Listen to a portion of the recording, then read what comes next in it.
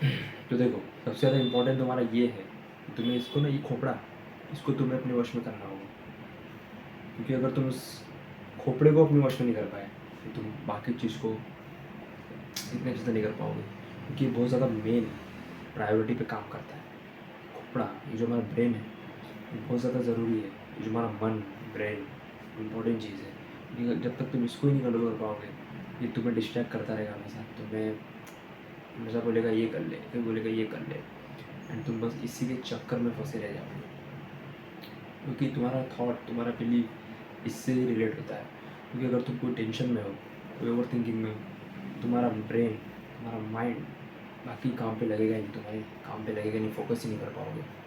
क्योंकि वो बोलेगा अरे यार, अरे वो रह गया था, अरे ये रह गया था, अरे अगर वो ऐसा हो गया तो ओवर थिंक करवाएगा। एंड फालतू की चीज़ों पर ओवर थिंक करवाएगा जो तुम्हारे अंडरटेकिंग में है ही नहीं, जो तुम्हारे बिलीफ सिस्टम में है ही नहीं, जो तुम्हारे कंट्रोल में है ही नहीं। जैसे कि तुम्हारा रिजल्ट किसी और का रिजल्ट हो गया, कोई और क्या सोचेगा, बाकी की आर्ग्यूमेंट, सब चीज़ों के बारे में सोचो जो तुम्हारे कंट्रोल में ही नहीं। और ऐसा करके आप उस चीज़ों में कंट्रोल के बारे में सोच सकते हो जो आपके कंट्रोल में एक्शन हो गया, तुम्हारा डिसीजन हो गया, क्या तुम करना चाहते हो, उन सब पे तुम काम कर सकते हो। बट इन फालतू की जो चोचलेबाजी है, ये दूसरे के कंट्रोल में है, जो हमारे कंट्रोल में नहीं है, उसके बारे में कुछ मतलब नहीं है। क्योंकि एक्शन जब तुम्हारा छोटा छोटा होता रहेगा ना, तुम ऑटोमेटिकली, टाइम लगेगा but you will achieve it. तो देखो और करते रहो, क्योंकि ये ब्रेन ही तुम्हें फोकस ही नहीं करने देगा किसी चीज़ पे। तुम्हें बोलेगा अरे यार ऐसा कर लेते, वैसा कर लेते, अगर ऐसा हो गया तो, अगर वैसा हो गया तो, अगर हम फेल हो गए तो, नहीं कमा पाए तो, अगर घर वाले क्या बोलेंगे, फैमिली वाले क्या बोलेंगे, मेम्बर्स क्या बोलेंगे। बस over think, over think, over think, and तुम बस इसी में खोखले हो जाओगे। इसको कंट्रोल करने के लिए क्या कर सकते हो, कुछ सोल्यूशन बता सकता हूँ मैं। जैसे कि थोड़ा टाइम के लिए मेडिटेशन करो, आँख बंद करके ऐसे बैठ सकते हो तुम 2-3 मिनट के लिए, डीप ब्रीदिंग कर सकते हो, एंड थोड़ा वॉक पे चले जाओ, दिमाग मन तो फ्रेश होगा। कुछ और कुछ कर लो, फैमिली से बातचीत कर लो।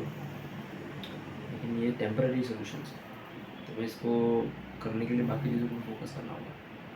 जैसे कि तुम डीप में जाओ कि क्यों आ रहा है, ये लिखो, जो तुम्हारे कंट्रोल में क्या है एंड तुम्हारे कंट्रोल में क्या नहीं है, उसको लिखो।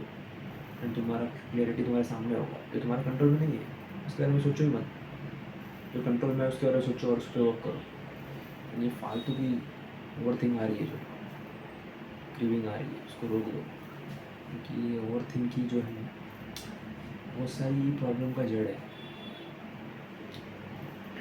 एंड एक बात याद रखना, अगर तुम्हारा गोल, तुम्हारा शिद्दत उस चीज़ को पाने के लिए अगर है, तुम्हारे जीवन से भी ज़्यादा, तो पूरी कायनात तुम्हें उसे लाने में लग जाएगी और तुम उसे पा के रहोगे।